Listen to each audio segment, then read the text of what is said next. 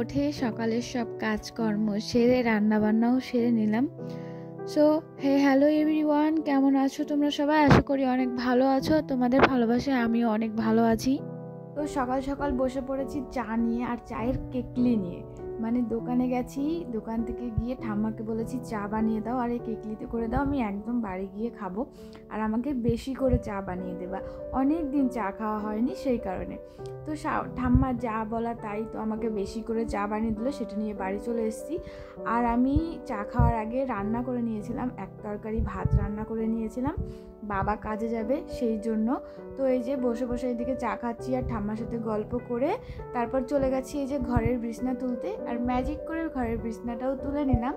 তো এরপরে চলে যাব, কতগুলো জামা কাপড় রয়েছে সেগুলো ভাঁজ করতে। ভাঁজ করাই ছিল, মানে কালকে আমার শাশুড়ি মানে কার্তিক পুজোর ওই কি মেলা হয়, তো সেখানে গেছিলো দেখতে।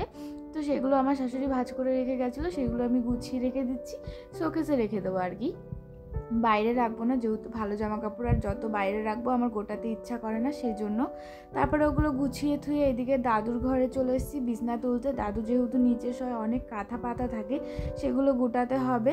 ঠাম্মার ঘরের বিছনাটাও পড়ে রয়েছে, মানে দাদু আর ঠাম্মার একই ঘরে থাকে, মানে ঠাম্মার বিছনাটাও পড়ে রয়েছে, দাদুর বিছনাটাও পড়ে রয়েছে। আর আমি সকালবেলা ঘুম থেকে উঠেই রান্না বান্না করতে চলে গেছিলাম, সেই কারণে এগুলো আর গোটাতে পারিনি।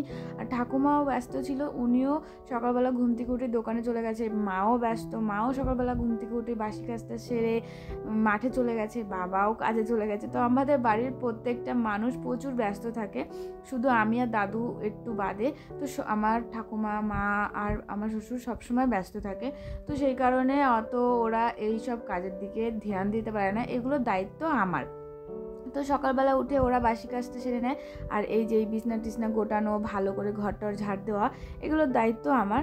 তো দেখো, তোমাদের সাথে বলতে বলতে আমি বিছনাটা গুটিয়ে ফেলেছি। সব কাঁথা কাপড়গুলো ভাঁজ করতে প্রচুর টাইম লাগে।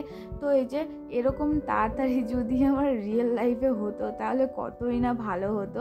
তো ভালো করে খাটের তলা টলা সব ঝাড় দিয়ে নিলাম। খাটের তলায় কিছু নেই, কিন্তু তাও মাঝে মাঝে ঝাড় দিতে হয়, নাহলে ধুলো জমে যায়। যেমন আজকেও অনেকটা ধুলো জমে গেছিলো, দেখতে পাচ্ছ কতটা ধুলো বের করে নিয়ে এসেছি।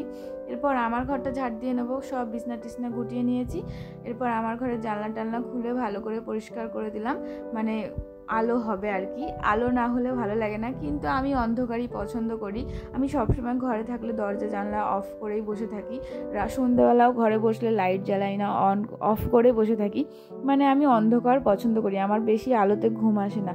রাতের বেলা আমার ওয়াইফাইয়ের শুধুই একটুখানি লাইট জ্বলে, তো কোনো একদিন শেয়ার করব রাতের বেলা, তো ওইটুখানি আলোতেও আমার বিরক্ত লাগে, ওই ওয়াইফাই অফ করেও আমি ঘুমিয়ে পড়ি, মানে এতটাই অসহ্য লাগে। তারপর এদিকে ঘরটর সব ঝাড় দিয়ে এসে উঠোন ঝাড় দিতে এসেছি। উঠোন ঝাড় দেওয়াই এখন, মানে ঘর ঝাড় দিলাম, তো ঘরের যে নোংরাগুলো সামনে পড়লো সেগুলো ঝাড় দিয়ে ফেলবো। আর ওই ঝাড় দিতে দিতে আমি পুরো উঠোনটায় ঝাড় দিয়ে ফেলি, পরিষ্কার থাকে।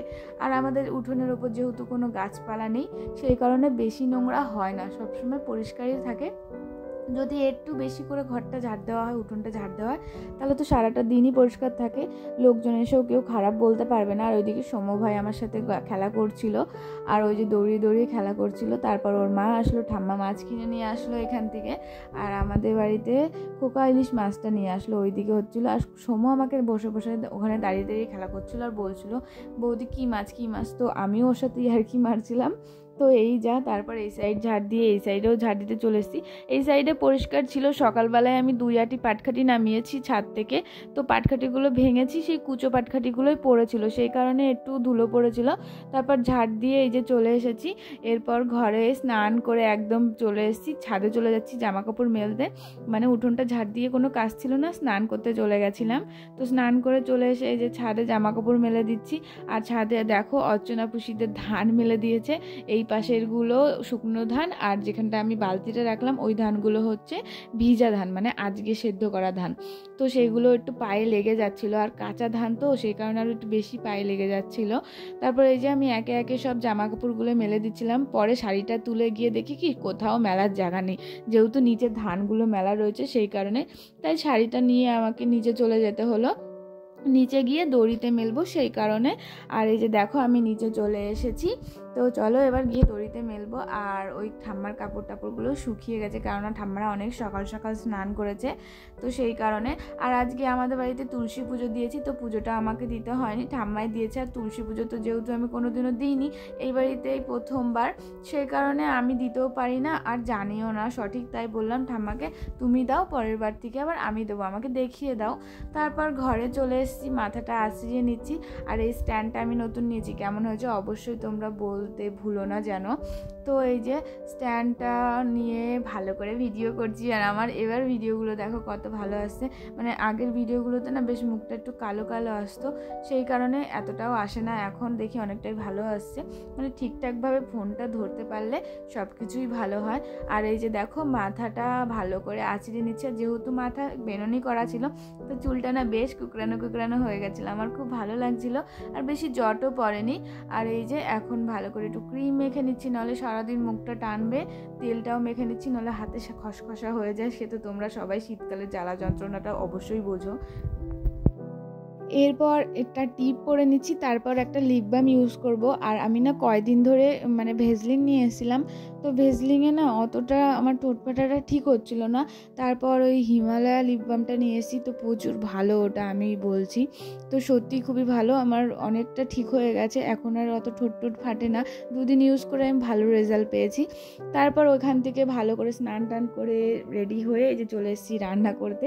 আর তোমরা প্রথমে দেখতেই পেলে ঠাম্মি আমার সব সবজি টবজি কেটে দিয়েছে, সেই কারণে আমাকে আর সবজিটা কাটতে হয়নি। তো আমি এদিকে রান্নাটা বসিয়ে দিচ্ছি, এই যে উনুন ধরিয়ে দিয়ে মানে পাটকাঠি ধরিয়ে এই যে উনুনে দিয়ে দিলাম। আর হাঁড়িতে আগে ল্যাপ দেওয়া ছিল, যেহেতু সকালবেলা রান্না করেছি এক ফাঁকে, তো ওর জন্য আর হাঁড়িটা ল্যাপ দিতে হলো না। তারপরে এইদিকে আমি ভাবছি তাহলে সবজি যখন কাটাই রয়েছে মশলাটাও করে নিই, তাহলে আমার রান্না করতে বেশি অসুবিধা হবে না, তাড়াতাড়ি হয়ে যাবে। এর জন্য আমি মশলা করে নেবো, সেই কারণে আগে শিলপাটাটা ভালো করে ধুয়ে নিচ্ছি, নাহলে তো মশলা করলে ভালো লাগবে না। আর যে কোনো জিনিস কাজ করার সময় একটু ধুয়ে নেওয়াটাই বেটার আমার ক্ষেত্রে মনে হয়। এই যে দেখো ভালো করে শিলটা ভালো করে পাটাটা ভালো করে ধুয়ে নিচ্ছি। আর এরপর শুধু মশলা বাটার মধ্যে একটু জিরে বাটবো, জাস্ট এইটুকুই, এর বেশি আর কিছু বাটবো না। আর ওই দেখো ঠাকুমা আমার একে একে সব কাজই করে দেয়, শাকগুলো ধুয়ে এনে দিল, আর সব সবজিগুলো আমি ধুয়ে নিয়ে এসেছি, ঠাম্মা বললো দে শাকগুলো ধুয়ে এনে দিই, মাছটাও কুটে দিয়েছে। মানে ঠাকুমা, আমি রান্না করতে গেলে ঠাকুমা আমার অনেক হেল্প করে, সত্যি বলছি, ঠাকুমা না থাকলে যে আমি একা একা কী করতাম, দম নিতে পারতাম না আমি, উনি আমার এত হেল্প করে। তারপর ওই দেখো মশলাগুলো সব বেটে ওইদিকে রেডি করে রেখে দিয়েছি, শিলপাটার উপরেই রেখেছি, তোমরা দেখতেই পাচ্ছ। আর এখন মাছগুলো ভেজে নেবো, সেই কারণে ভালো করে কড়াইয়ে তেল দিয়ে অনেক গরম করে এই যে মাছগুলো দিয়ে দিচ্ছি। এরপর একে একে সব রান্নাগুলো করে ফেলবো। আর একটা কথা কি জানো তো, বাড়িতে সবাই মিলে যদি মিলেমিশে থাকা হয় না, সবাই হিংসাহিংসি বাদ দিয়ে যদি সবাই সবার কাজগুলো করে দেওয়া হয় না, সেই বাড়িতে যেন সুখ যেন ঝরঝর করে পড়ে, সেই বাড়িতে যেন কোনো সমস্যাই না হয়। আমাদের বাড়িতেও ঝামেলা হয়, আমাদের বাড়িতেও সবাই, কিন্তু বেশিক্ষণের জন্য না, জাস্ট 2 মিনিটের জন্য। সো এরকম ফ্যামিলি সবাই ডিজার্ভ করে, সবাই আশা করে থাকে। তো আমি খুব ভাগ্যবতী, এক কথায় আমি খুব ভাগ্যবতী। আমি মানে এরকম ফ্যামিলি পাবো আমি কখনো ভাবতে পারিনি, আমি সব সময় আমার ব্লগে বলি, তো আমি জানি না কেন বেরিয়ে যায় আমার মুখ দিয়ে, আমি নিজেকে কন্ট্রোল করতে পারি না। তো যাই হোক, এই যে দেখো আমি মাছগুলো সব ভেজে নিয়েছি, এবার ফুলকপি আলু এগুলো সব একসাথে দিয়ে দিচ্ছি, কেননা এগুলো না আগে আমি ভাবিয়ে নিয়েছিলাম, ফুলকপির যে একটা গন্ধ থাকে সেটা অনেকটা কেটে যায়, সেই কারণে। আর আজকে হবে খোকা ইলিশ মাছ আর ফুলকপি আলু দিয়ে ঝোল, আর হবে ওই যে ওখানে শাক কাটা রয়েছে দেখতে পাচ্ছ, শাক হবে নোটে শাক, আর হবে লতি দিয়ে শুটকি মাছ দিয়ে ঝাল। তো এগুলোই রান্না। আর ওই যে দেখো ভাত তো প্রায় ফুটে এসছে, ভাত হয়ে গেছে। আর এরকম 2 উনানে রান্না করলে এই এক সুবিধা, মানে একটা তরকারি হতে হতে ভাতের জল গরম হয়ে যায়, আর একটা তরকারি হতে হতে ভাত প্রায় ফুটে আসে।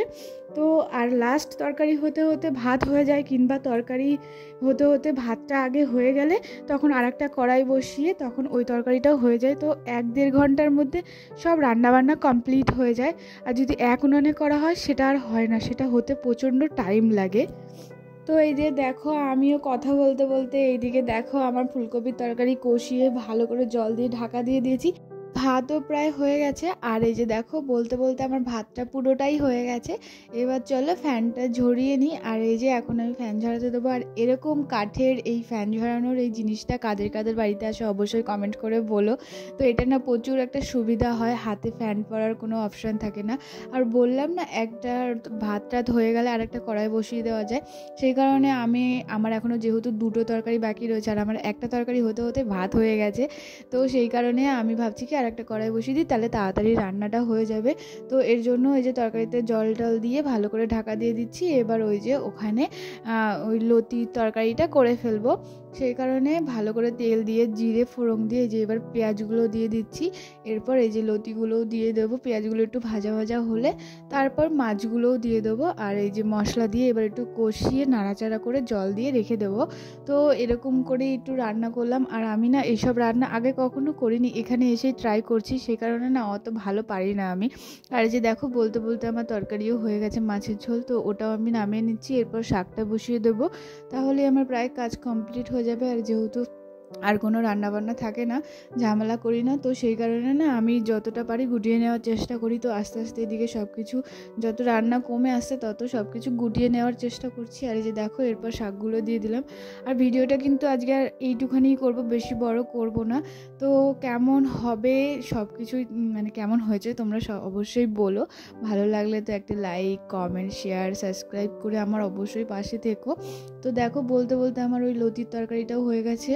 আর প্রচণ্ড কড়াইটা গরম ছিল, সেই কারণে না একটু নামিয়ে নিয়েছিলাম, মানে ছ্যাঁকা লাগছিল। তারপরে এই যে দেখো আস্তে আস্তে সব কিছু গুটিয়ে নিচ্ছি। বললাম না একটা একটা করে তরকারি হয়ে আসে আর আমি সব গুটিয়ে নেওয়ার চেষ্টা করি। আর এই যে সব মশলা কটাগুলো ভালো করে মুছে তুলে থুচ্ছি। এরপর আস্তে আস্তে তরকারিগুলোও তুলে থবো। আর এদিকে এক হাতে জাল দিচ্ছি, এক হাতে কাজ করছি।